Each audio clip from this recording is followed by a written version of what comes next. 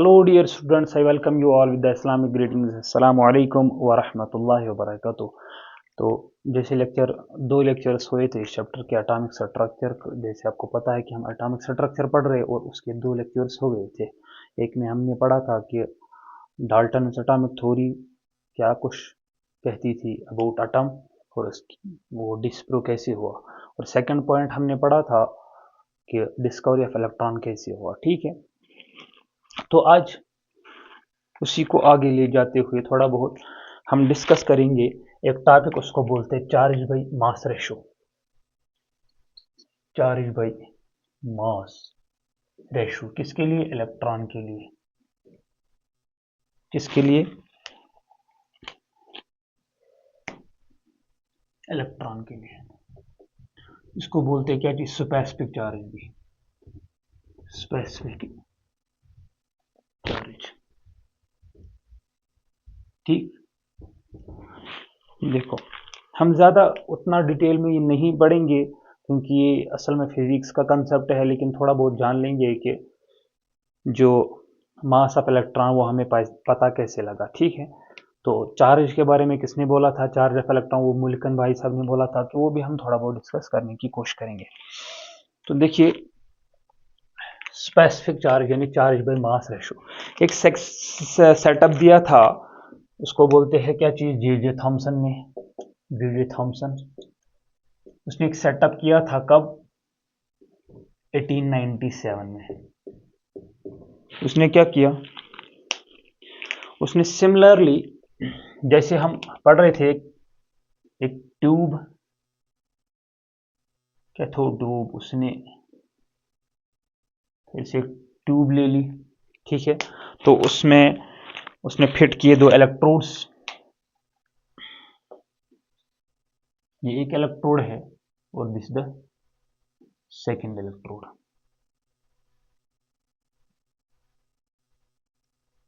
ठीक, इसको हम बोलेंगे ये कौन सा है? ये कैथोड है और ये है हमारा anode.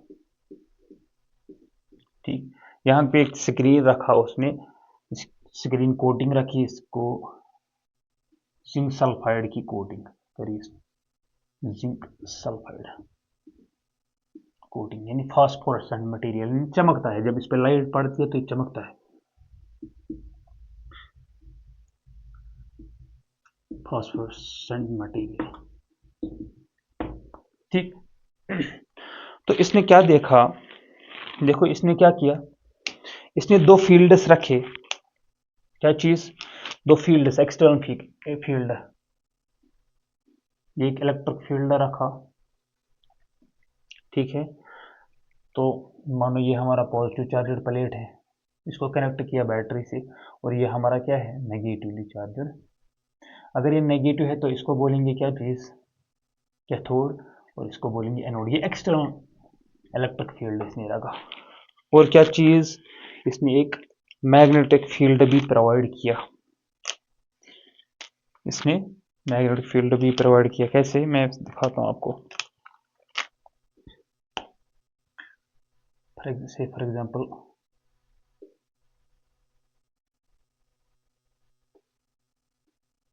This is the magnet, horseshoe magnet इसने रखा। इसकी वजह से क्या होगा? मैग्नेट की वजह से मैग्नेटिक फील्ड क्रिएट होगा और इनकी वजह से इलेक्ट्रिक फील्ड क्रिएट होगा। गोया मैंने बोला था पहले लेक्चर नंबर सेकंड में, जब इसने देखा कि without applying any electric field and magnetic field ये रेज क्या हो रही थी?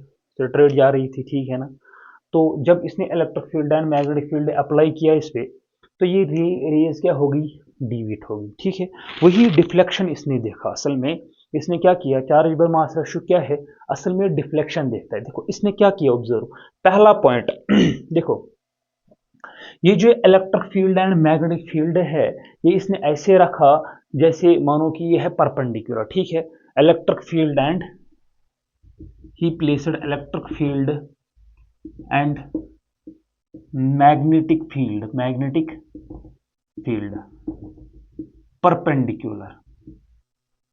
Perpendicular to each other.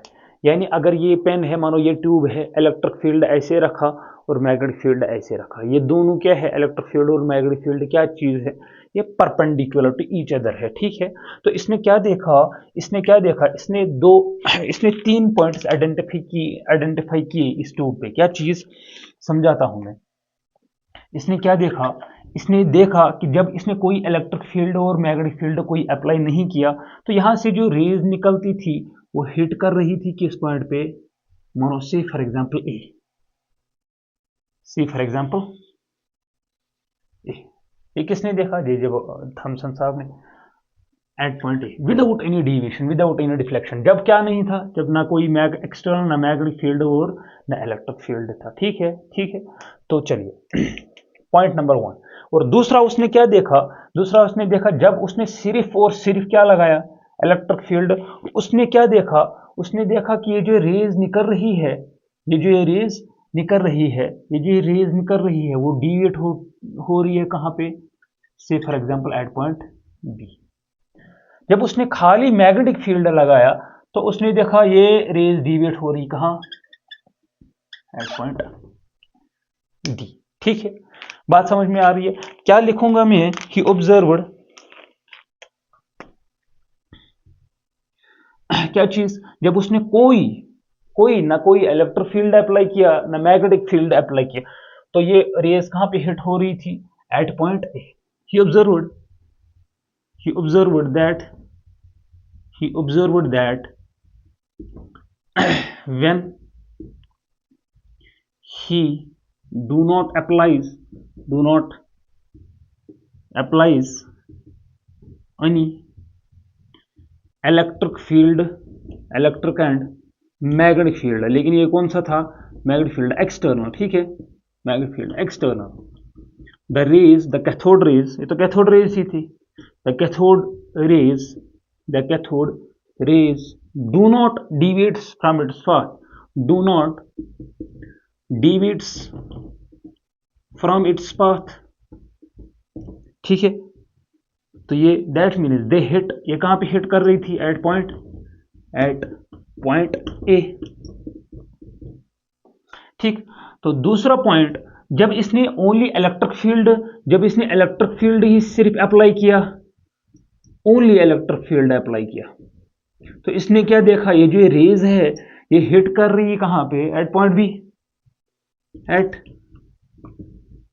B. अच्छा, तीसरा इसने देखा जब इसने मैग्नेटिक फील्ड अप्लाई किया तो ये रेज कहां पे हिट कर रही थी, एट पॉइंट सी, ठीक है, एट पॉइंट सी। पहला क्या देखा इसने, without electric field and magnetic field ये पॉइंट हिट कर रही थी, रेज हिट कर रही थी एट पॉइंट ए। और जब इसने इलेक्ट्रिक फील्ड लगाया पॉइंट्स, ये कहां पे हिट कर रही थी, एट पॉइंट बी। जब इसने क्या चीज, सिर्फ मैग्नेटिक फील्ड अप्लाई किया, ये कहां पे हिट कर रही थी, एट पॉइंट डी, ठीक है। तो इतना ठीक है। तो इससे क्या पता चला इसको, इसने बोला, इसने क्या देखा, देखो इस चीज से भी ये पता चल रहा है ये जो रेज थी ये क्या थी, ये है पॉजिटिव, ये है नेगेटिवली चार्जड। क्यों, ये पॉजिटिव प्लेट की ओर क्या हो रही थी, डिविएट हो रही। असल में ये रेज क्या हो रही है, डिफ्लेक्शन हो रही है इन रेज में क्या हो रही है, डिफ्लेक्शन। यही है डिफ्लेक्शन मेजर उसने की। उसने क्या बोला भाई साहब, ये जो डिफ्लेक्शन है, शाबाश, ये जो डिफ्लेक्शन है ये किसकी वजह से हो रहा है, शाबाश, ये जो डिफ्लेक्शन हो रहा है ये किसकी वजह से हो रहा है, ये because of the three things. ये किस पे डिपेंड करता है, यानी डिफ्लेक्शन डिपेंड्स अपॉन, ऐसे मैं लिखूंगा, डिफ्लेक्शन डिपेंड्स अपॉन, किस पे डिपेंड करता है, नंबर 1 पहला पॉइंट चार्ज पे डिपेंड करता है, दूसरा मास पे डिपेंड करता है, और तीसरा strength of electric field and magnetic पे डिपेंड करता है। Strength of electric field and magnetic field पे ये डिपेंड करता है। वो इसने ये डिफ्लेक्शन देखी, इसने देखा डिफ्लेक्शन चार्ज पे डिपेंड करता है, मास पे डिपेंड करता है, और किस पे डिपेंड करता है, इलेक्ट्रिक फील्ड और मैग्नेटिक फील्ड पे ये डिपेंड करता है, ठीक है भाई साहब। तो ये डिपेंड कैसे करता है वो देख लेते हैं, आप ये नोट डाउन करो, ठीक। चलिए, हो गया होगा, चलिए। तो देखिए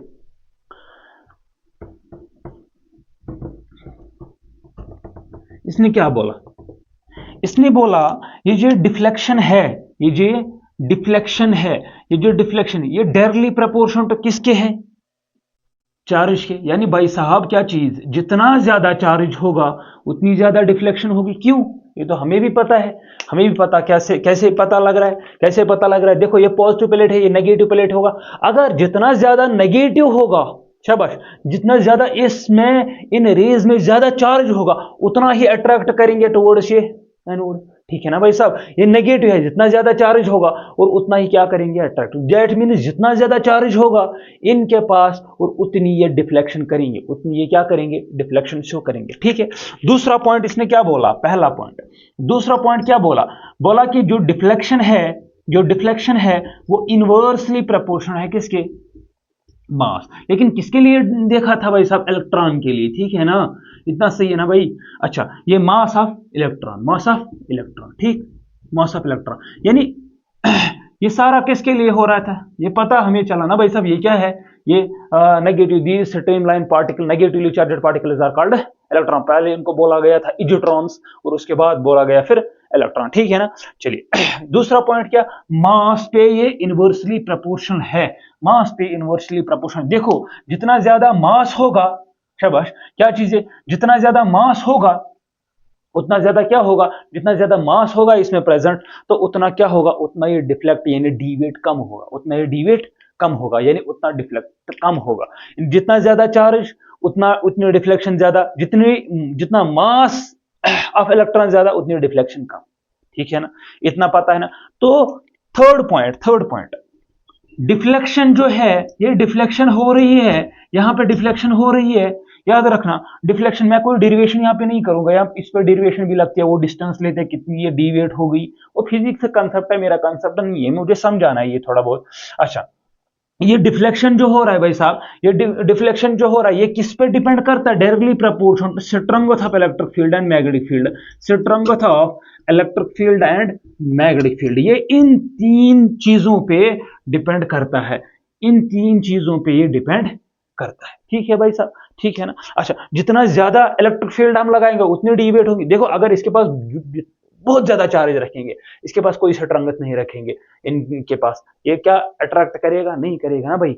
दैट मीन्स जो इलेक्ट्रिक फील्ड और मैग्नेटिक फील्ड हमने रखा, देखो इसकी वजह से क्या प्रोड्यूस होगा, इलेक्ट्रिक फील्ड। ठीक है ना, इलेक्ट्रिक फील्ड, और ये जो मैग्नेट है इसकी वजह से क्या होगा, मैग्नेटिक फील्ड क्रिएट हो, मैग्नेटिक फील्ड क्रिएट होगा। तो हमने क्या देखा, जो डिफ्लेक्शन है चार्ज पे भी डिपेंड करता है और मास पे भी डिपेंड करता है। तो हम लिख सकते हैं ना, deflection is directly proportional to, diffraction is directly proportional to charge and inversely proportional to mass.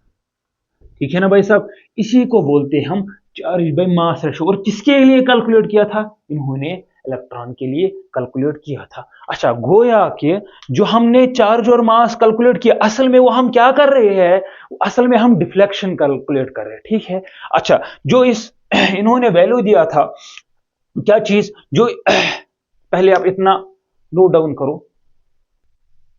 ठीक है, चलिए सर, ये गलती से वीडियो कट हो गया था, मैं देख रहा था फ्रेम में आ रहा है नहीं आ रहा है, तो कट हुआ था। ठीक है, तो इसने क्या देखा, deflection is directly proportional to mass और inversely proportional, directly proportional to charge and inversely proportional to mass. ठीक है, तो इसका वैल्यू इन्होंने दिया, एक पर्टिकुलर वैल्यू, क्या कितना कैलकुलेट किया इन्होंने, देखो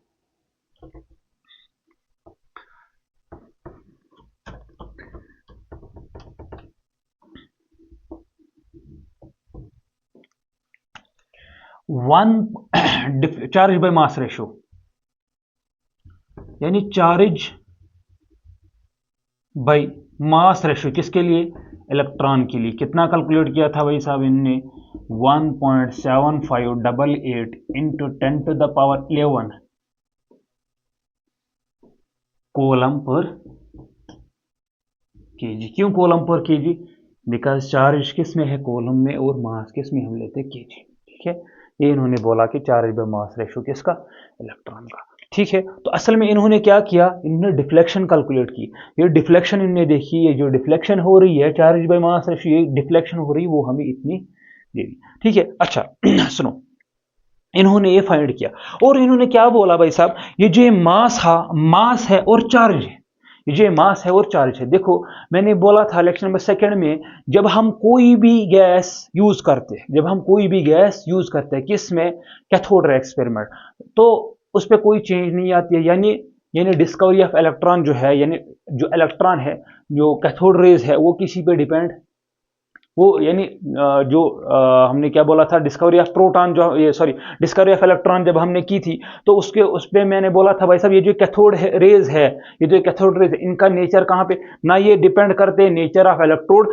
ना ये डिपेंड करते नेचर ऑफ गैस पे, ठीक है ना। कोई सा भी गैस यूज करो तो वैल्यू क्या आएगा, ये इनकी प्रॉपर्टीज क्या रहेगी, सेम। और इलेक्ट्रोड कोई सा भी आप यूज करो तो वो क्या होगा भाई साहब, कोई सा भी इलेक्ट्रोड यूज करो तो वैल्यू उसमें कोई चेंज नहीं आने वाली है। तो इसीलिए चार्ज बाय मास रेशियो, सुनना, चार्ज बाय मास रेशियो किसके लिए, इलेक्ट्रॉन, यानी इलेक्ट्रॉन के लिए चार्ज भी कांस्टेंट रहता है और मास भी कांस्टेंट। जब हम देखते हैं वो दैट मींस अगर ये कांस्टेंट रहता है, अगर ये कांस्टेंट रहता है, अगर ये कांस्टेंट रहता है तो हम इसके on the base of that ये भी कह सकते हैं जो चार्ज बाय मास रेशियो किसके लिए इलेक्ट्रॉन है, वो हमेशा कांस्टेंट रहता है। इसीलिए हम चार्ज को, इलेक्ट्रॉन को क्या बोलते हैं, इलेक्ट्रॉन को बोलते हैं इज ए यूनिवर्सल पार्टिकल।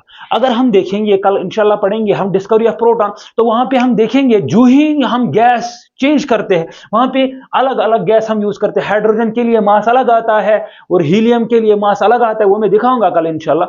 वहां पे मास चेंज होता है, जब मास चेंज होता है यानी चार्ज बाय मास रेशियो क्या होता है, डिफरेंट, किसके लिए, प्रोटॉन के लिए। इसलिए हम प्रोटॉन को क्या नहीं बोलते हैं, यूनिवर्सल पार्टिकल नहीं बोलते। अगर कोई बोलेगा भाई साहब बताओ electron, why electron is universal, consider as a universal charged particle, universal particle, हाँ यूनिवर्सल चार्जड पार्टिकल, तो हम क्या बोलेंगे, क्यों, रीजन जब हमने डिस्कवरी की किसकी, कैथोड रेज की, हमने देखा वो किसी गैस के नेचर पर डिपेंड नहीं करता, इलेक्ट्रोड पर डिपेंड नहीं करता। और तीसरा पॉइंट जो चार्ज बाय मास रेशियो किसका है, इलेक्ट्रॉन का, चार्ज बाय मास रेशियो किसका है, इलेक्ट्रॉन का, वो हमेशा कांस्टेंट रहता है 1.7588 into 10 to the power 11 coulomb per KG, ठीक है ना।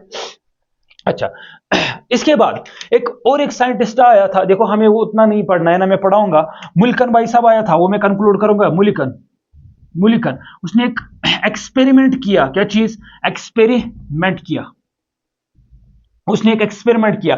उसने जब एक्सपेरिमेंट किया यूजिंग, उसको बोलते हैं ऑयल ड्रॉप एक्सपेरिमेंट। क्या चीज, oil drop experiment, oil drop experiment. उसने एक आयोनाइजर लिया था या एटमाइजर बोलो, उसने एक इंस्ट्रूमेंट लिया था आयोनाइजर, यहाँ पे उसने एक होल क्रिएट किया था, यहाँ से इसने क्या चीज, ऑयल ड्रॉपलेट्स डाले थे, और उसने क्या बोला, उसने चार्ज किया, charge of oil droplets measure किया, ऑयल ड्रॉपलेट्स मेजर किया, charge of oil droplets measure किया। और उसने क्या बोला, उसने बोला उसने एक वैल्यू बोला कि Q is equal to NE, यानी इसकी मीनिंग क्या है, अगर एक ड्रॉप निकल रहा है तो उसका चार्ज होगा 1E, अगर 2 ड्रॉप्स निकल रहे उसका चार्ज 2E, और 3 ड्रॉप्स निकल रहे होंगे तो 3E, है ना। ऐसे इसने बोला था कि ये टोटल नेट चार्ज है। वेयर E क्या है, smallest unit charge, smallest unit charge इसको बोलते हैं। इसी को बोला था इसने charge on electron, charge on electron. वो इसने क्या बोला था कि -1.6 into 10 power -19 कूलम, ठीक है, -1.6 into 10 power -19 कूलम। देखो और एक चीज, अगर हमारे पास अब चार्ज बाय मास रेशियो भी है ना, चार्ज ऑन इलेक्ट्रॉन भी है, क्या मास ऑन इलेक्ट्रॉन हम फाइंड कर सकते हैं, बिल्कुल फाइंड कर सकते हैं। देखो चार्ज बाय मास रेशियो किसके लिए, इलेक्ट्रॉन के लिए, वो किसके बराबर है, 1.7588 into 10 to the power 11 coulomb per KG, ठीक है। अच्छा, चार्ज तो इसने डिफाइन किया, हम क्या करेंगे, अगर हमें मास पता करना होगा, मास ऑफ इलेक्ट्रॉन किसके बराबर होगा, मास ऑफ इलेक्ट्रॉन, इसको इधर ले जाओ, इसको इधर, charge divide by 1.7588 into 10 to the power 11 coulomb per KG. अच्छा, ये चार्ज कितना है, चार्ज तो अभी मैंने बताया -1.6 into 10 power -19 कूलम, ठीक है ना। अच्छा, कूलम से कूलम कैंसिल, ये इनवर्स में ऊपर चला जाएगा, वो mass is equal to 1.67 into 10 power -19 into kg, divide में केजी था ना, ऊपर चला गया, डिवाइड बाय 1.7588 इंटू 10⁻11 जब हम कैलकुलेट करते यही निकलता है 9.1, जिसको मैं अप्रोक्सीमेटली 9.1 इंटू 10⁻31 kg लिखते हैं। ठीक है, तो हमें क्या पता चला, हमें पता चला जो इलेक्ट्रॉन है भाई साहब इसका चार्ज कितना है -1.6 इंटू 10⁻19 कोलम, और मास ऑफ इलेक्ट्रॉन जो है वो कितना है 9.1 इंटू 10⁻31 kg। अगर इसको ग्राम में कन्वर्ट करें तो 9.1 इंटू 10⁻28 ग्राम। ये दो वैल्यू हमें पता चले। और क्या चीज हमें पता चला, और हमें पता चला charge by mass ratio. Charge by mass ratio किसके लिए, charge by mass ratio for electron कितना था, शाबाश 1 पॉइंट कहां है देखो 1.7588 इंटू 10⁻, शाबाश 11 कोलम पर केजी। गोया कि ये वाली चीज और ये वाली चीज बहुत काम की है।